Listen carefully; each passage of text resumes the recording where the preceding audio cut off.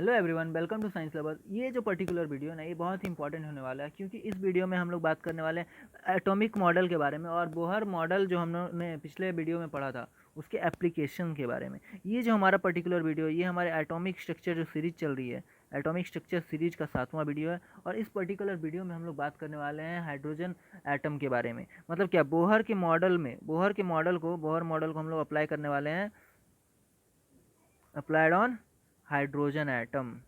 तो चलिए इसको अप्लाई करके देखते हैं कि बोहर के मॉडल को अगर हाइड्रोजन एटम के ऊपर अप्लाइड करते हैं तो कैसा क्या क्या फॉर्मूले हमारे डेराइव्ड होंगे। तो चलिए देखते हैं। सबसे पहले जो है, एक हमारा मान लेते हैं, एक हमारा हाइड्रोजन का एटम है। तो हाइड्रोजन के एटम का ये हमारा न्यूक्लियस होगा, इस तरह से हमारा उसका न्यूक्लियस होगा। और इसके चारों तरफ एक इलेक्ट्रॉन घूम रहा होगा, कुछ इस तरह से सर्कुलर मोशन कर रहा होगा, इस तरह से सर्कुलर मोशन कर रहा होगा। अब यहाँ से यहाँ तक देखिए, रेडियस से इस इलेक्ट्रॉन तक का डिस्टेंस जो होगा ये रेडियस होगा, ये हमारे एटम का रेडियस होगा। और ये जो इलेक्ट्रॉन है ये हो सकता है v वेलोसिटी से मूवमेंट करे इस डायरेक्शन में। तो यहाँ पर एक सर्कुलर मोशन हो रहा होगा। अब बात करते हैं हम अगर इसके चार्ज की, तो हम लोग जानते हैं कि इलेक्ट्रॉन एंड प्रोटॉन का जो चार्ज होता है वो न्यूमेरिकली इक्वल होता है, बस उसका साइन अलग होता है। तो हम लोग मॉड्यूलस ले सकते हैं electron is equal to proton के चार्ज का। ठीक है, यहाँ पर हम लोग बात करते हैं मास ऑफ इलेक्ट्रॉन, इससे हम लोग डिनोट करेंगे m। और यहाँ पर m क्या है, मास ऑफ इलेक्ट्रॉन है। एंड वेलोसिटी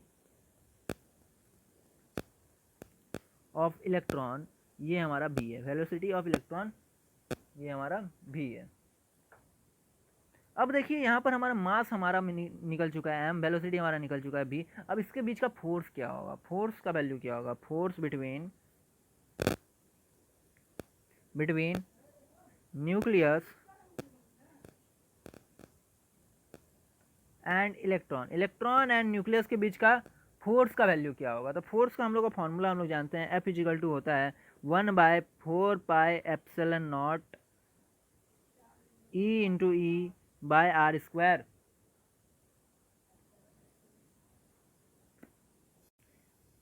ये वैल्यू आ जाएगा KE²/r²। F बराबर क्या आ गया, KE²/r²। देखिएगा ये जो वैल्यू है ये कहाँ से आया, ये हमारा कूलम्स लॉ से आता है, जहाँ हमारा कांस्टेंट जो k है वो इक्वल होता है 1/4πε0 के। फॉर्मूला हमारा होता है F is equal to Q1 Q2/r²। ठीक है, यहाँ मान लीजिए एक हमारा चार्ज पार्टिकल है, यहाँ हमारा दूसरा चार्ज पार्टिकल, इसके बीच का जो डिस्टेंस है ये हमारा कितना है, r है। तो हमारा फॉर्मूला क्या बोलता है, ये हो जाएगा फोर्स इजिकल टू k यानी कि कांस्टेंट हमारा फोर्स इजिकल टू हो जाएगा k यानी कांस्टेंट Q1 Q2/r²। यहाँ पे Q1 एंड Q2 क्या हमारे चार्जेस हैं। क्योंकि हमारा यहाँ पे चार्ज जो दिया हुआ है, इलेक्ट्रॉन का चार्ज और प्रोटॉन का चार्ज, वो ऑलमोस्ट इक्वल ही होता है, बस साइन उसका अलग होता है, जिसके कारण हम लोग दोनों को सेम ले सकते हैं। यानी कि इलेक्ट्रॉन के चार्ज के इक्वल प्रोटॉन के चार्ज को ले सकते हैं, यानी प्रोटॉन का जो वैल्यू है वहाँ पर हम लोग ई को पुट कर सकते हैं। और इस तरह से हमारा जो है, यहाँ प्रोटॉन की जगह हम अगर ई पुट कर दें और इलेक्ट्रॉन की जगह में भी ई है, तो हमारा फॉर्मूला F इजिकल टू आ जाएगा KE²/r²। आई होप यहाँ तक क्लियर है, यहाँ तक समझ में आ रहा हो। अब देखिए आगे हम लोग क्या करेंगे, हमारा क्या वैल्यू आ चुका है, हमारा आ चुका है F इजिकल टू KE²/r²। ये वैल्यू F का आ चुका है, F मतलब क्या, फोर्स। अब देखिए आगे हम लोग क्या करना है, वेर F का वैल्यू यहाँ पे हम लोग जानते हैं, यहाँ जो हमारा K है, K क्या है, कांस्टेंट है, जिसका वैल्यू हम लोग जानते हैं 1/4πε0। और इसका वैल्यू होता है 9 × 10⁹ न्यूटन मीटर स्क्वायर पर कूलम स्क्वायर। ठीक है, ये हमारा कांस्टेंट होता है। अब देखिए एक सर्कुलर मोशन कर रहा है, यहाँ पर हमारा इलेक्ट्रॉन क्या कर रहा है, ध्यान दीजिएगा, न्यूक्लियस के चारों तरफ इलेक्ट्रॉन जो हमारा क्या कर रहा है, एक सर्कुलर मोशन कर रहा है। ठीक है, सर्कुलर मोशन कर रहा है। तो सर्कुलर मोशन, फॉर ए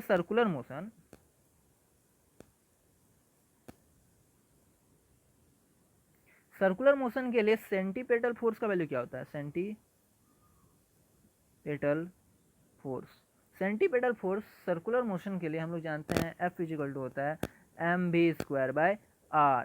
यहाँ पर आर क्या है, रेडियस है, एंड एम क्या है, मास ऑफ इलेक्ट्रॉन है, एंड भी क्या है, वेलोसिटी ऑफ इलेक्ट्रॉन है।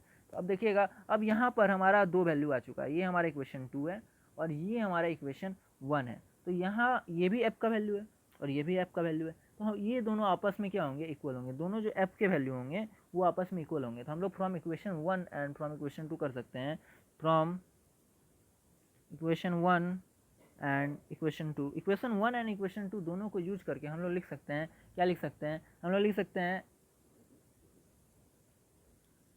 M B square by R is equal to K E square by R square. और ऐसा करने के बाद देखिएगा यहाँ से आर कैंसिल होगा और हमारा जो वैल्यू है M B square is equal to आ जाएगा हमारा के ई स्क्वायर बाय आर। ठीक है, अब देखिएगा इसके बाद हम लोग क्या करेंगे, इसके बाद हमारा जो है यहाँ से बहुत सारे नए फार्मूला डिराइव होने स्टार्ट हो जाएंगे। देखिएगा अब हमारा क्या है, अब हम लोग निकालने वाले काइनेटिक एनर्जी के बारे में, काइनेटिक एनर्जी ऑफ इलेक्ट्रॉन। तो देखेंगे काइनेटिक एनर्जी ऑफ इलेक्ट्रॉन क्या होगा, ऑफ एन इलेक्ट्रॉन, ये फार्मूला होता है काइनेटिक एनर्जी का 1/2 एम बी स्क्वायर, ये होता है 1/2 एम बी स्क्वायर। तो यहाँ पे अभी हम लोग देखिए 1/2 तो है, एम बी स्क्वायर का फार्मूला अभी अभी हम लोगों ने निकाला है के E square by are for है इलेक्ट्रॉन। तो यहाँ पे हम लोग ये वैल्यू पुट कर देंगे, तो काइनेटिक एनर्जी हमारा इलेक्ट्रॉन का क्या निकल गया, 1/2 के ई स्क्वायर बाय आर। ठीक है, अब according to Niels Bohr, Niels Bohr जो बोले थे, अकॉर्डिंग टू नील्स बोर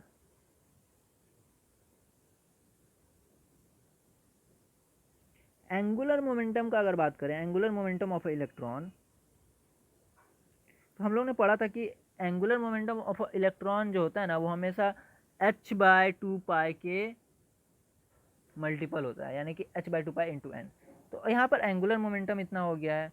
ठीक है, तो अब यहाँ पर देखिएगा एंगुलर मोमेंटम को का फॉर्मूला क्या होता है, एंगुलर मोमेंटम जो होता है ना ये होता है हमारा linear momentum, linear momentum into radius. अगर हम लोग लीनियर मोमेंटम में रेडियस को मल्टीप्लाई कर दें तो वही होता है हमारा एंगुलर मोमेंटम। यानी कि हम लोग लिख सकते हैं angular momentum is equal to linear momentum into radius, यानी कि angular momentum is equal to h/2 upon h/2 into N. तो हम लोग लिख सकते हैं linear momentum into radius is equal to h/2 into N. I hope यहाँ तक क्लियर है, यहाँ तक क्लियर है आई होप। अब देखिएगा आगे हम लोग क्या करना है, अब यहाँ पर हमारा फॉर्मूला क्या आ गया, लीनियर मोमेंटम। लीनियर मोमेंटम क्या होता है, मास इंटू वेलोसिटी, यानी कि m इंटू बी, और ये क्या है r, यानी एम बी आर। ये क्या आ गया h/2 इंटू एन। ठीक है, h/2 इंटू एन। अब यहाँ से हम लोग क्या करेंगे, v का वैल्यू निकालेंगे। v का वैल्यू अगर हम लोग यहाँ से निकालते हैं, यहाँ से अगर हम v का वैल्यू निकालते हैं, देखिएगा v का वैल्यू अगर निकाला जाता है यहाँ से तो ये आ जाएगा hn/2πr। यहाँ से v का वैल्यू क्या आ गया, hn/2πr। बस सिंपल सा बात है, इसको हम लोग ने क्या किया है, इस m को, अच्छा m भी यहाँ पे है ना, h/2πm, इस m एंड इस r को हम लोगों ने इस साइड भेज दिया, इक्वल टू का उस साइड चले गया तो डिवाइडेड फॉर्म में आ जाएगा। आई होप यहाँ तक क्लियर है। अब देखिएगा हम लोग यहाँ पर और एक फॉर्मूला जानते हैं कि यहाँ पर थोड़ा देर पहले हमारा इक्वेशन में आया था M B square is equal to आया था K E square by R. ये वैल्यू अभी अभी थोड़ा देर पहले आया था, तो इस वैल्यू का अब हम लोग यूज करने वाले हैं। देखिएगा कैसे यूज करने वाले हैं। यहाँ पर भी का जो वैल्यू हम लोगों ने पुट किया है, यहाँ देखिएगा भी का जो वैल्यू अभी अभी हम लोगों ने निकाला क्या, भी का वैल्यू hn/2πrm। ये वैल्यू जो है भी का, ये वैल्यू अभी अभी हम लोग तुरंत यहाँ पर पुट कर देंगे और इस वैल्यू को देखते हैं आगे।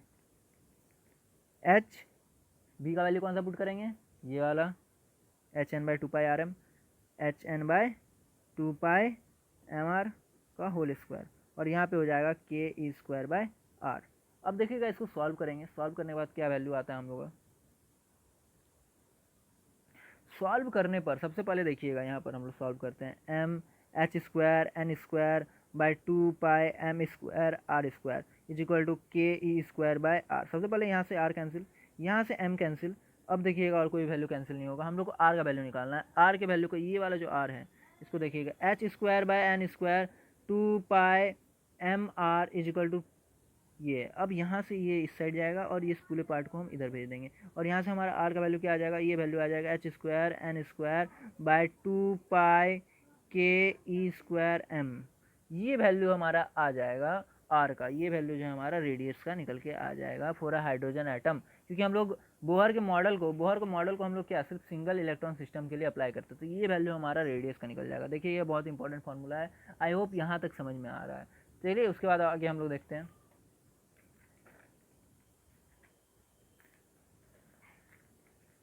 अब हम लोग रेडियस कैसे डिटरमाइन करेंगे। रेडियस अभी अभी फार्मूला आया रेडियस का आर का, तो हम लोग रेडियस कैसे डिटरमाइन करेंगे देखेंगे। Radius of electron, radius of electron क्या हो जाएगा, हम लोग क्या देखने वाले हैं, radius of electron. Radius of electron के लिए भी हम लोगों ने फॉर्मूला निकाला, आर इज इक्वल टू होता है एच स्क्वायर, यहाँ साथ में एन स्क्वायर, और ये होता है हमारा, देखिएगा एक मिस्टेक हुआ है यहाँ पर, हमारा 2 नहीं होगा, क्योंकि यहाँ देखिए हम लोग ने यहाँ स्क्वायर था तो 2 का स्क्वायर 4 होता है। ये मैंने एक मिस्टेक किया है, सिली मिस्टेक है, इसको अवॉइड कीजिएगा। यहाँ मैं 4 कर देता हूँ, ठीक है। यहाँ पे मैंने 4 कर दिया, वो जो 2 था 2 का स्क्वायर कितना हो जाएगा 4 हो जाएगा। तो यहाँ पे भी हमारा कितना आ जाएगा, ये हमारा वैल्यू आ जाएगा 4 K pi square M E square.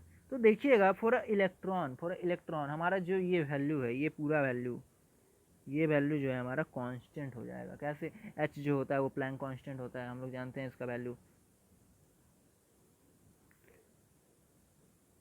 के और पाई स्क्वायर ये दोनों तो कांस्टेंट है ही, 4 भी हमारा क्या है, कांस्टेंट है।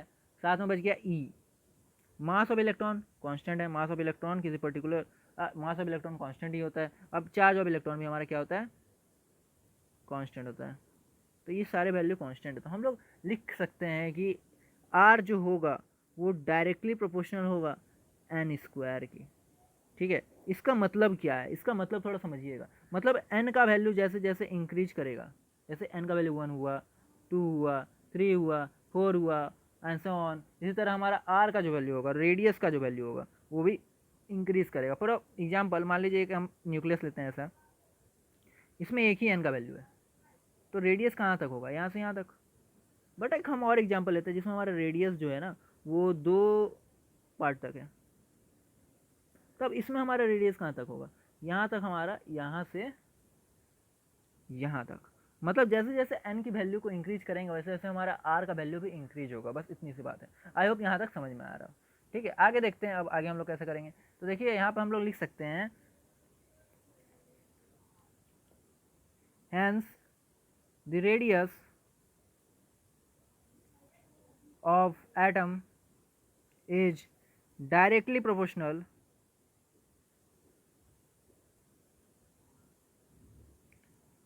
to the square of number of orbits के स्क्वायर के डायरेक्टली प्रोपोर्शनल होता है रेडियस। चलिए अब बात करते हैं वेलोसिटी का। वेलोसिटी के बारे में हम लोग क्या बोल सकते हैं, किसी भी इलेक्ट्रॉन के वेलोसिटी के बारे में क्या बोल सकते हैं, तो वेलोसिटी ऑफ इलेक्ट्रॉन,